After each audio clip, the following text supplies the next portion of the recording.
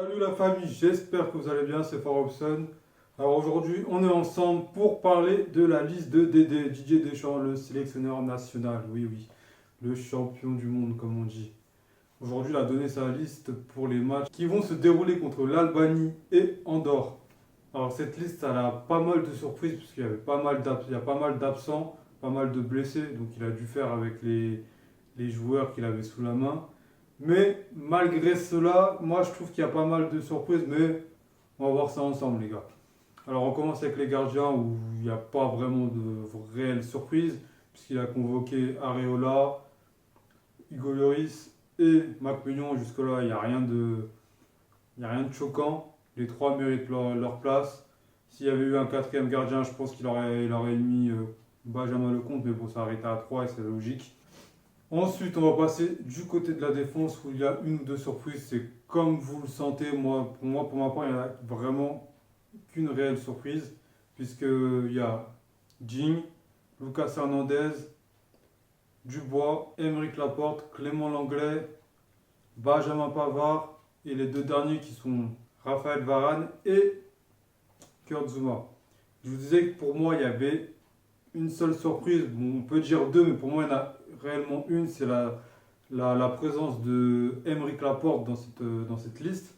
C'est vrai que avec Manchester City, il a fait d'énormes matchs, de très bons matchs. Il a bien tenu la défense de City. Mais ça faisait un moment qu'on ne l'avait pas vu en équipe de France. Il avait été convoqué une ou deux fois, si je ne dis pas de bêtises. Et depuis, on ne l'avait plus revu, malgré ses bonnes performances. Donc c'est pour ça que je dis que c'est un peu une surprise. Mais il mérite amplement sa sélection. Je pense que personne ne pourra me contredire là-dessus sur le fait que sa sélection est amplement méritée. Ensuite, la deuxième présence qui aurait pu être une surprise, c'est celle de Clément Langlais.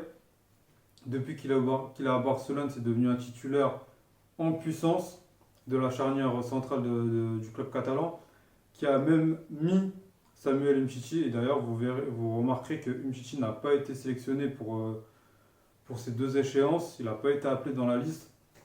Donc ça peut être aussi une surprise, la non-présence de Umtiti. Et pour les autres, bon, ils méritent amplement leur place, hein. Il y en a qui vont faire les mauvaises langues en parlant de Lucas Digne, mais Lucas Digne a fait une très bonne saison avec Everton et il a l'air d'être reparti sur les mêmes bases.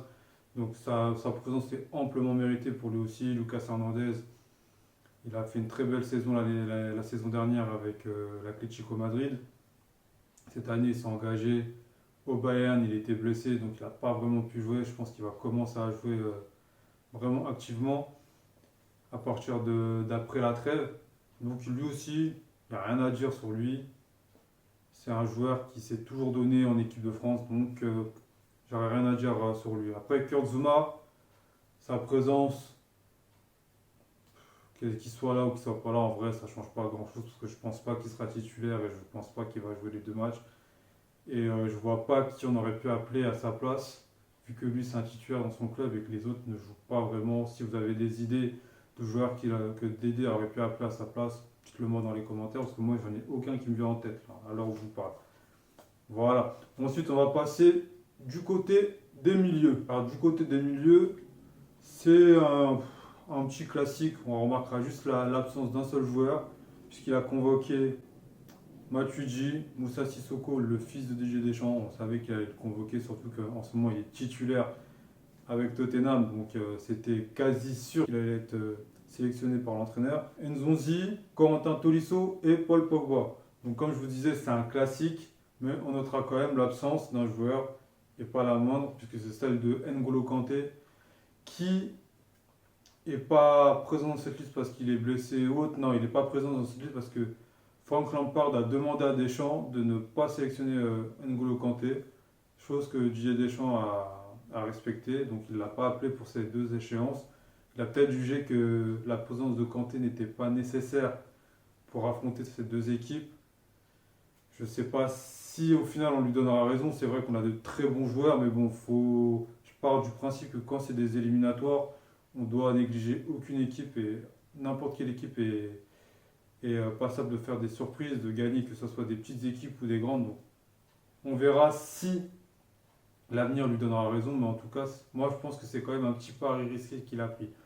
Ouais, ça n'engage que moi. Alors maintenant, on va passer aux attaquants avec la présence de Wissam Ben Yedder, de Kingsley Coman, Nabil Fekir, Olivier Giroud, Ikoné, Antoine Griezmann et Thomas Lemar. Alors comme vous l'aurez remarqué, il y a pas mal d'absents. Il n'y a pas Kylian Mbappé puisqu'il est blessé. Pareil pour Ousmane Dembélé qui s'est également blessé. Thauvin n'a pas été appelé aussi parce qu'il revient de blessure. Donc il n'aurait pas été prêt pour ces deux échéances. Mais on notera quand même la présence dans le groupe France de Ikoné. Et pour moi, ça fait un peu polémique sa présence. Je ne vais pas vous mentir, ça fait un peu polémique, ça me dérange un peu. Par le simple fait que Deschamps a appelé Ikoné en vantant sa capacité à être polyvalent, à pouvoir jouer sur un côté, à pouvoir jouer en attaque, à faire des passes décisives et à pouvoir marquer. Moi, je veux bien, je l'entends bien, ça, il n'y a pas de souci là-dessus.